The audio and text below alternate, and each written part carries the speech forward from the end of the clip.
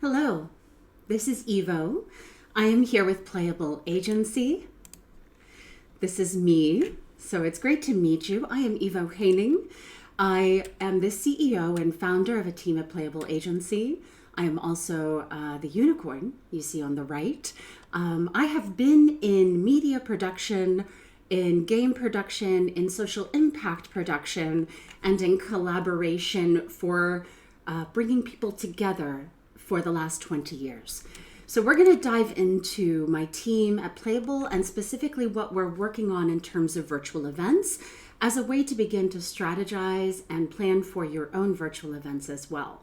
We're going to discuss platforms in this talk, but also strategies for production and ways to bring people together that you may not be thinking about yet, or that may engage some of the questions that you are currently holding. If you have questions, I would love to hear them, and I will do my best to respond to them in the chat today. So just to give you a bit of background, I live in Oakland, California. I have split my time between the Bay Area and LA for the past 15 plus years. And as a producer, I focus on making media, art, and new realities that other people can play in. And this includes giving people space to have conversations about difficult topics. This includes diplomacy. This includes the challenges around human rights, because we make events to bring people together. And there are inherent challenges, risks, and joys to doing this work right now, especially in times of crisis. Our ability to collaborate and effectively create solutions together will save us all. And it has never been more difficult to bring people together. So we're going to talk through a little bit of what that looks like. And I'm just going to go ahead and start this video here and skip ahead just a little bit, because what I want you to see is the history of virtual events. This is an event from 2009, but some of the exact same lessons we are learning today. You are seeing Second Life at the moment. This is an event I produced with the State Department when Obama first gave a speech in Ghana. We were able to stream that conversation for global leaders and have a conversation about that in a space that was built in part by the U.S. Department of State, combined with diplomats and leaders from around the world. And when we're creating these kinds of events, these are the kinds of questions we're asking. Do you need this event to be avatar embodied? Is that helpful for you? Do you need natural interactions? Do you want people to be able to speak together? Do you need scriptable demos? Are you planning to have people do things physically embodied in the space in real time? Do you need to do research? What are the capacities you need for that? How many participants are you planning for? Is this a large group experience? Are you streaming it? So these are some of the questions that we're going to hold on to as we talk about the different platforms and places that you can host your virtual events. So this shot was taken yesterday with Chris Colo, one of our fearless leaders here at VRARA, in the Star Trek Lounge, which was one of our social spaces in Mozilla Hubs. So whether you're looking at using an open web platform like Mozilla Hubs, which goes between VR and also mobile, or if you're looking at a mobile-first augmented reality delivery, such as this Pride March last year, where augmented reality characters were employed throughout the city, both VR, AR, and also now XR are being used in interesting ways to engage new audiences to do things together. So I'm going to show you a little bit of what we're working on. And to do that, I also want you to be able to see what we're working on. So I'm going to go ahead and show you a sneak preview right now. Our team is also currently developing a wide mix of virtual events. And that includes VR event deliveries like conferences.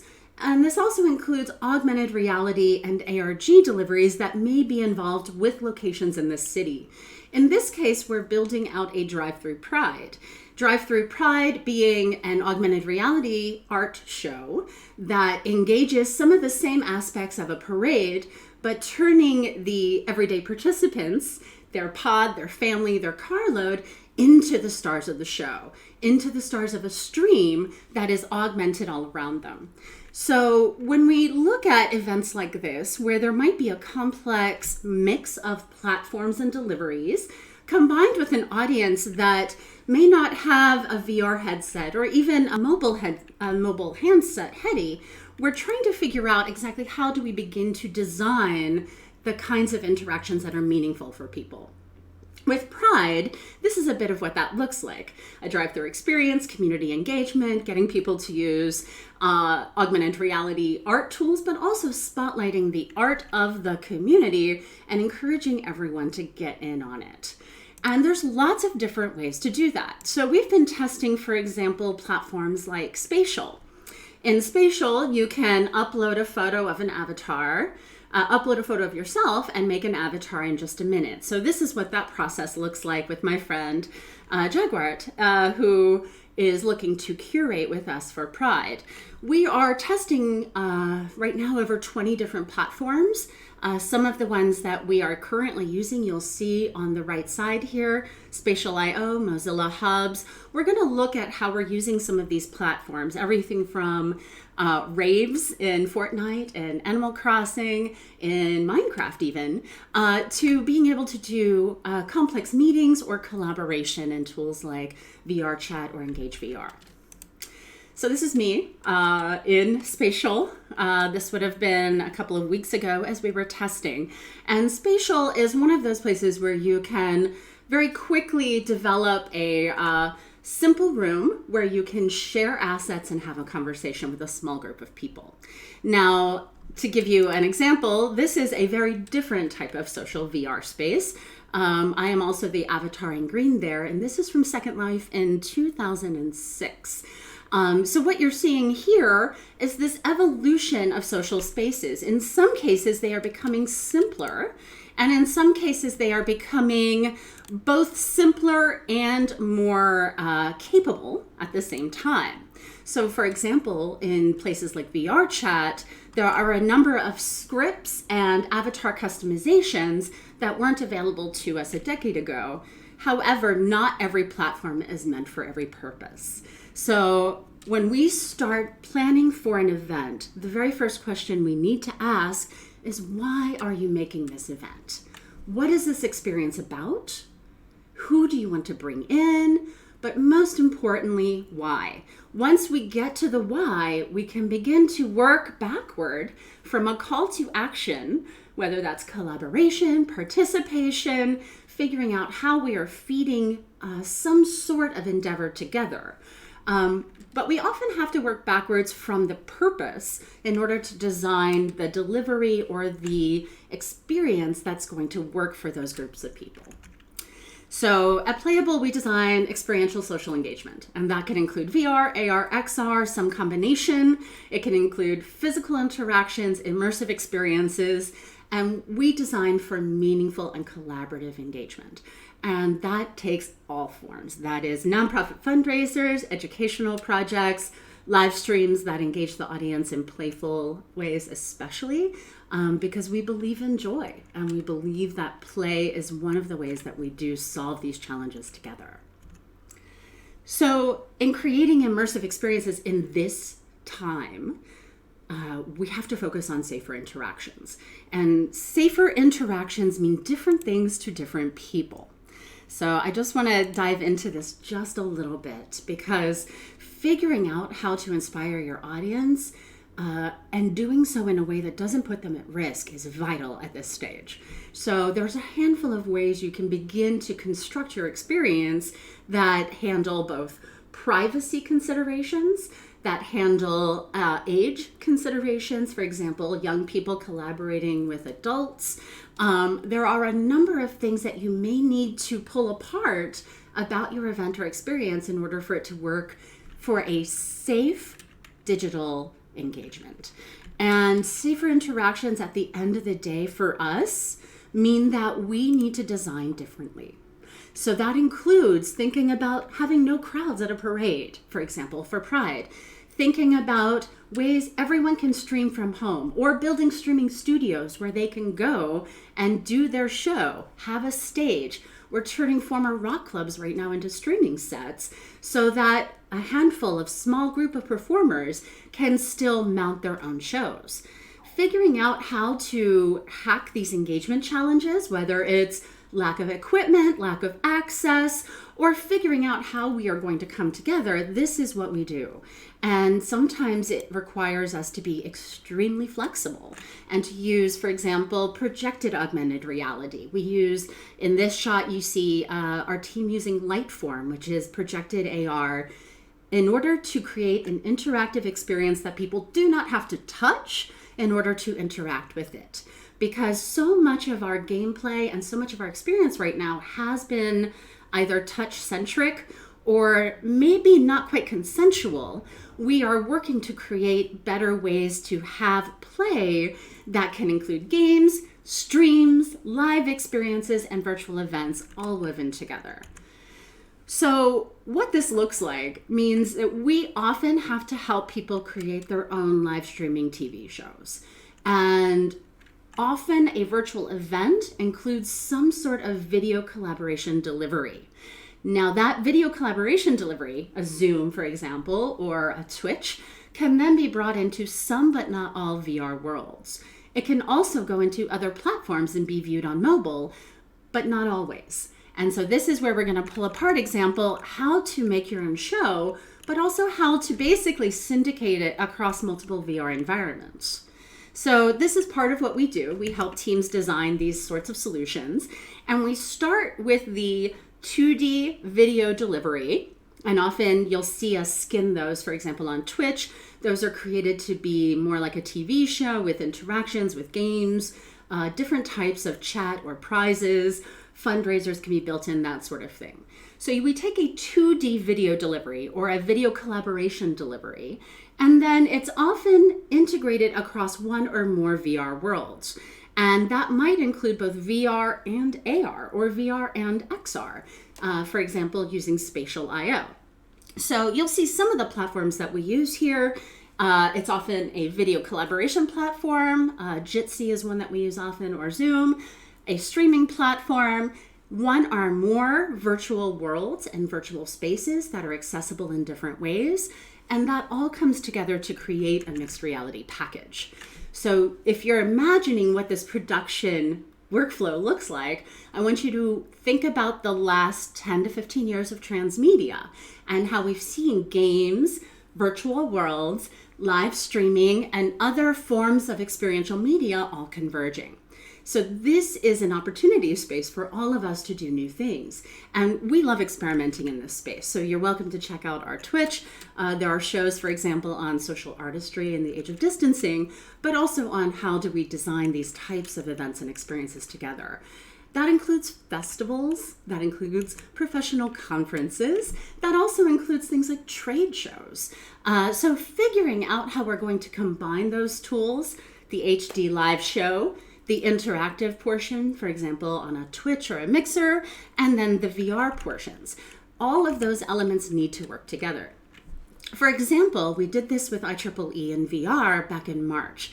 And our thanks to our friends at Mozilla and IEEE, they did some fantastic work in what was less than 3 weeks to deliver a VR conference for 1,600 people.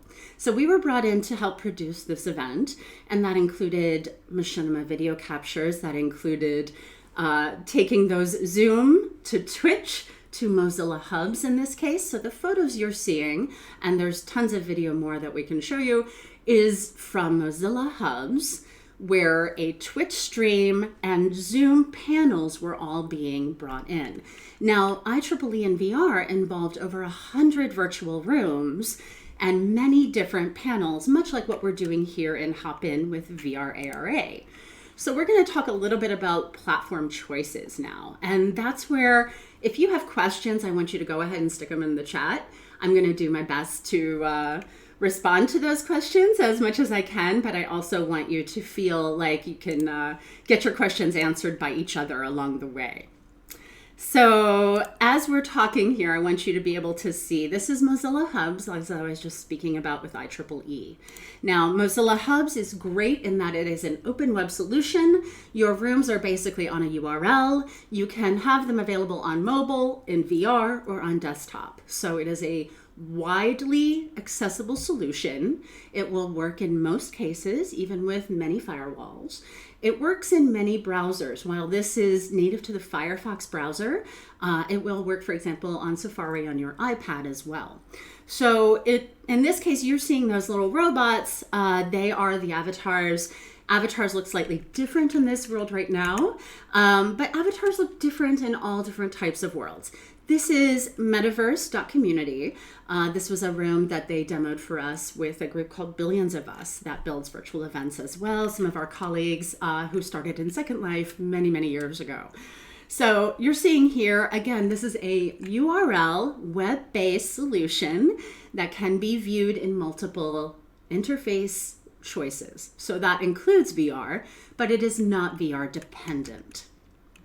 Now, if you were searching for something that is graphics rich, if you're searching for a VR first delivery, there are many ways to go. And obviously we've seen concerts happening in the wave. We've seen a handful of professional sporting events starting to happen. This is a shot from our mixed reality party during GDC. So in March, we had planned a big GDC party. Obviously March, everyone's plans changed here in the US. And so what we had to do was make that an all virtual mixed reality event. What you're seeing here is an artist who is painting in tilt brush. Her tilt brush work is being brought into Neos VR Live, where there is also a stream. So while the DJs are going, while the speakers are speaking, she is also painting and everyone is dancing around her. So you can see some folks in the background who are dancing, and these kinds of mixed reality art parties are becoming more common. They're also being done in education. This is in Rumii, but we're going to talk about a handful of platforms that you can use for education. Mozilla Hubs being one, Rumii being a fantastic way if you need to, for instance, talk through a project, if you want to do some project-based learning with your classroom. Rumii is a fantastic place for small groups to do educational deliveries. Engage VR. This is a VR first solution that does include desktop ways to engage. So again, Engage, much like a higher resolution version of Mozilla Hubs, offers a beautiful way to have a simulated environment. Now, Engage has been used for a number of different events as well as for recorded demos and sessions. So what you're seeing here, there are tiny people here in the caves, and that's actually a recording of a previous session that they can then go through together. So for simulations, you can have a widely differing background, obviously. You can be on the moon, you can be wherever you want. For events, you can also be on the moon. So this is an Engage education event where they were on this moon base for the conference. And this is the HTC event, and specifically teams like HTC have been using Engage for their corporate conferences. So we are seeing both Mozilla Hubs and Engage being used for groups up to 1,500, 2,000 people. There are a handful of other platforms that do work for these larger numbers. However, most servers are going to limit you to something under 250 people. So you are basically repeating instances over and over again. So an event of 2,000 people might have 8 or 10 servers linked together through a cloud service. Mozilla Hubs, for example, has a cloud service, and you pay for the bandwidth you need. In other cases with Engage, you might pay for the entire event and stage it with them directly. Or in some cases, we work directly with the platform providers. This is a very different type of event. This is using Lightform. In case those of you who aren't familiar with Lightform, it is projected augmented reality. So like projection mapping, in this case, projection mapping for Zoom backgrounds and for video collaborations, this was for a memorial. And using interactive layers behind the video allows us to blend between worlds. And we do this in a number of different ways. So for example, for a gaming event, you might want your background to match the game. So this is using a tool called Maestro.io. Maestro is used similarly to a white label private Twitch. It can be used for concerts. It can also be used for gaming events. And you can have a ticketing solution and other types of solutions built in, similarly to what you would find on Twitch or Mixer. So when we're thinking about blending these types of show packages, which are basically similar to like a TV package, we want the graphics package to work all the way across the board. Here in High Fidelity, for example, this is a cyberpunk club that my co-founder has been DJing in. And we're testing, for example, not just spatialized sound for up to 150 people, but monetization on top of that. So you could pay to go to a virtual club, go hear your favorite artists, and that money can go direct to them. So we're testing out a number of different solutions that allow virtual events to not only have a front door or a gate or ways to play along, but also figuring out the challenges of spatialized audio, of not requiring downloads for people, because whether it's in High Fidelity or Mozilla hubs, not every tool requires a full software download, and that software download is often the barrier to entry for some people. If you can imagine, for example, young people who don't have a lot of room on their computer or don't have a robust enough computer to run some VR solutions, this is another way to deliver your opportunities. That could include having a VR event and still delivering it to the web or to mobile as well. So when you're thinking about how to design your events, this is a little bit of what we do and how we begin to parse that. So you may decide on an all VR event. You may decide on an augmented reality event that has VR XR elements. Lenovo had a great demo yesterday on how you could do that with them. There are other platforms, obviously Unity and Unreal, that would also allow for games that could potentially go across many different environments. Being able to export assets across many different environments is another way to play it. And you can have shared assets. For example, virtual or AR elements that everyone is wearing as filters within your Zoom calls. So I want to step back just a little bit, because as producers and creators, as people who are bringing people together, whether it's in VR, AR, or across the wild streaming web, these are the kinds of things I want you to be thinking about.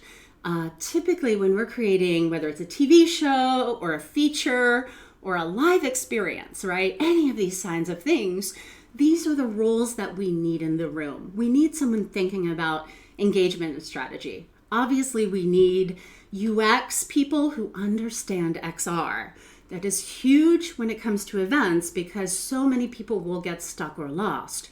We have to create community guides for them along the way so that they don't get stuck or lost. And so that's often a staffing challenge where we need dozens of people in order to pull off a successful event. All of the sorts of things that you would see in a major show package also show up in VR.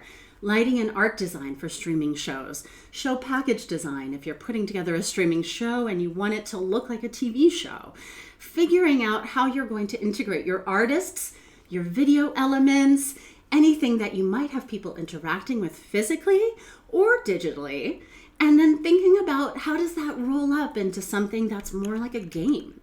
We design game shows, we design conferences, but we also design professional events. And there are times at which you are going to need a professional facilitator. I want to double back on this because it's very, very important here. Frequently, we are seeing events that are not well facilitated that create additional risk for the participants. That may be human rights related, that may be related to surveillance and security. There are lots of ways in which people may want to engage that isn't in their best interest, or that may hurt others around them. And so it is up to us as creators and producers to create an environment where people can have a great experience, but also, hopefully, they're not going to get beaten up by someone else along the way. This happens, unfortunately, across VR worlds. It's been happening in virtual worlds for 15 years. I've experienced this, many others have. And unfortunately, just like racial violence in the real world, it can often be targeted in ways that are counter both to our ethics and to our desire as people to bring people together in meaningful ways. So I only say this because you may find that you need more facilitation than you have on board. And if you do, it's okay to ask for help. People are still being trained in this. There are great groups like conveners.org, for example, that are training people to specifically facilitate online. And it's important to have those people in the room. So with that said, I'm going to talk a little bit more about how we're designing events like Summer of Pride. Because if you can imagine a drive-through augmented reality parade, obviously, you don't want the driver using your augmented reality app as they're driving, right? So what are the opportunities for safer interaction? How do we design an experience that people can play along with without endangering each other? There are no people involved in the sense that you're basically driving through a parade of holograms and video art and all of their collected art. But it is very important for us to create an environment that doesn't involve crowds right now. Crowds are a risk, a health risk, but a safety risk as well. And so figuring out how are we going to do a drive-through parade that includes augmented reality, projected augmented reality, video art, virtual worlds where people can stream and play along. So for example, a nonprofit org can have their own VIP room where they're having their own party adjacent on their own float while these parades are happening together. So just like in the festivals or in the conferences, creating extra rooms so that small communities can find each other is vital to these kinds of experiences. What we're finding is generally people want to connect in small groups. They will go to larger plenary sessions, they will go to a streaming session, but generally people want small groups. So we're going to talk just a little bit about ways to bring people together in small groups. We use Icebreaker, which is a fantastic way to do some of that video hacking. And in some cases, Twitch. And Twitch you can bring into virtual worlds. We are also using video, just straight up video, in ways that, for example, move a narrative forward in immersive theater through VR. So creating VR escape rooms, for example, or creating VR events that act like a location-based experience. So obviously we're using a lot of different tools to make this work. Figuring out which tools are going to work for you takes some trial and error. So I want you to go back to those questions that we asked at the beginning. How many participants? Do you need a stream? Do people need to be able to see their hands? Right? Do you want this kind of mixed reality multicasting where this artist is able to show her work in real time? Or is that way too technically complex, right? While you may get great reach on doing something between VR and streaming, that may not be right for your audience. Or if you need to figure out how to open up a bigger audience, streaming and multicasting might be the way to do it, especially if you're doing small group VR experiences that have a broader reach. For example, things like concerts or art. So wherever you choose to go, there are lots of ways to make a new event space. And it's just as easy as opening up a website URL, putting your assets in and figuring it out. Obviously, with our team, we use a mix of tools that come from immersive and interactive theater, as well as from the VR, AR, XR space. I've been in VR, AR, XR now for 15 years. I've started diving into the Lightform and projection mapping space. And what this does is it blends the worlds for us in a way that we couldn't do before. So that we can create these mixed reality environments that are working for high fashion shoots, for store windows, for interactions, for gameplay as well. So if you're curious about these kinds of things, they are a little bit more customized, but you can pick up a Lightform for under $1,000 and test it out in your own environment. And all of these other tools, for example, Mozilla Hubs, are free or very low cost. So everything that was used on IEEE VR generally is available to you almost free or free. So figure out if you need a low-cost solution, for example, for a fundraiser or for a memorial, this might be the right solution for you. Back a few slides, you saw what is a memorial space in Mozilla Hubs. We're also figuring out how to take some of our physical experiences, for example, the features I was working on for these domes prior to March, into virtual environments. So if you're someone who has been working in the LBE space and you're trying to think about how virtual events are going to unlock for you, I would love to have that conversation. We have over 100 artists in the community within the Playable team. We are often referring other people to be hired. So if you're a working artist in AR, XR, VR, go ahead and send me your profiles, send me your portfolios. I'm happy to reference my friends, especially because there's a lot of work to do right now. There's more than we can do. And I would suspect that there are hundreds of us here at VRARA who can do this work effectively together. Right now, we're still learning how to do it. And so I am so grateful for groups. There are a number of XR fun clubs and social groups that have been doing VR tours together.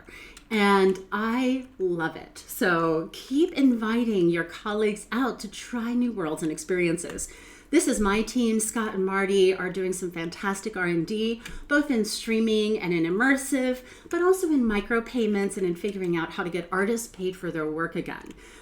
We see this as a human rights issue, and these are very important issues to unpack. So I want you to go ahead and reach out to me if you need any support, whether it's for your own events or as a working producer or artist in VRA or XR. I'd love to hear your questions. So go ahead and hit me up at Playable Agency, and thank you so much for joining us today. If you need any support, I hope you will reach out. These are difficult times. I hope you will look out for each other and figure out how to convene people in safer ways. This is an extremely challenging time for so many of us. And I just want to thank you for doing the hard work of bringing people together, both here at VRARA and off in your own worlds. So thank you from all of us at Playable Agency. I'm Evo. Have a good day.